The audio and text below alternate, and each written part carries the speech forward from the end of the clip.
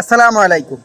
বেগম জিয়ার সাথে অন্যান্যদের এটাই পার্থক্য। আজকে বেগম জিয়া অসুস্থ হয়ে মেডিকেলে শুয়ে আছেন, তিনি মেডিকেলে আছেন, অথচ তার জন্য কোটি কোটি কোটি মানুষ এখন দোয়া করতেছে।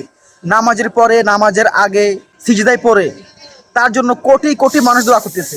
আমি নিজেও তার জন্য দোয়া করছি নামাজে গিয়ে, কারণ তিনি সেই মানুষ, তিনি সেই মহিলা যিনি এই মাটিতে তার স্বামীকে হারিয়েছেন, তার ছেলেকে হারিয়েছেন। এই মাটিতেই তিনি তার যৌবনকাল কাটিয়েছেন। এখন তিনি বৃদ্ধ হয়েছেন, তিনি এখনো এই মাটিতেই আছেন।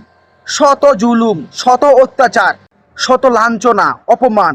তার বাড়ির সামনে বালির ট্রাক, সুটকির ট্রাক, ময়লার ট্রাক রেখেছিল ফ্যাসিবাদ, সেই জালিমরা।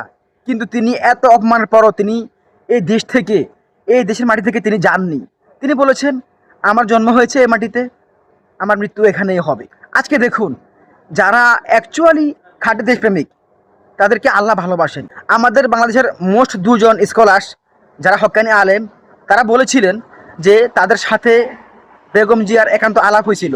তিনি বলছেন যদি তিনি আর একটিবার সুযোগ পান, এটা বলেছিলেন তিনি হয়তো 2006 সালের দিকে, যদি তিনি আসলেই আর একটিবার সুযোগ পান তাহলে তিনি আমাদের ইসলামের জন্য, ইসলামকে যে রাষ্ট্রীয়ভাবে নেওয়া যায়, রাষ্ট্রীয় পর্যায়ে নেওয়ার মতো তিনি কিছু একটা করে যাবেন, তিনি এমনটা বলে গিয়েছেন। কিন্তু আল্লাহ চাননি, তিনি আর ক্ষমতায় আসতে পারেননি। এখন আজকে তিনি অসুস্থ।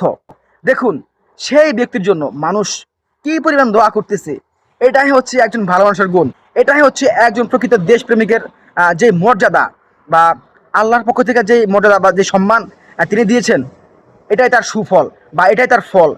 প্রতিটা মানুষ, আমাদের গ্রামে গঞ্জে আমাদের মহিলারা, তারা যে দোয়া করতেছেন আমাদের বেগম জিয়ার জন্য। স্বামী সন্তান হারিয়েছেন, কত কিছু হারিয়েছেন, তারপর তিনি এই দেশ থেকে, এই মাটি থেকে তিনি যাননি। তারা ছিলেন এই মাটিতে। ইনশাআল্লাহ আপনি সুস্থ হয়ে উঠুন। আমরা চাই আপনি আবারও আমাদের সাথে আসেন, কথা বলেন। আপনি দেশ চালাবেন কিনা আমরা জানি না, তবে আমরা চাই আপনি সুস্থ হয়ে আসুন। আপনি আমাদেরকে আরও কয়েকটি বছর আপনি আমাদের আমাদের সাথে থাকেন, আমাদেরকে ভরসা দিন।